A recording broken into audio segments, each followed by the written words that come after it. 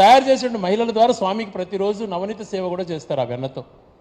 మరి ఇటువంటి పవిత్ర కార్యక్రమాలన్నీ చేపట్టి కూడా ఆ మంచిని కూడా ఆలోచన చేయకుండా దైవభక్తి అనేటువంటిది లేకుండా కేవలం రాజకీయ లబ్ధి కోసమే మాట్లాడుతూ ఉండడం సమంజసమా అని చెప్పి ప్రశ్నిస్తున్నాను.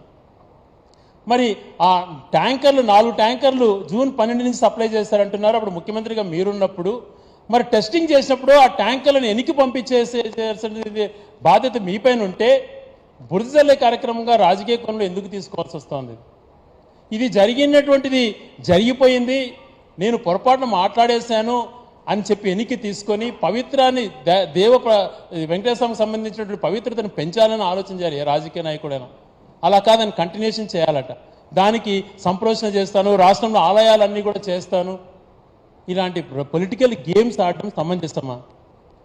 చంద్రబాబు నాయుడు గారు మీరు అంటారు ఒక మాట, నా కలియుగ దైవం నా ఇంటి దైవం వెంకటేశ్వర స్వామి అని చెప్పి. నీకు ఒక్కడికి కాదయా, మా అందరికీ కూడా.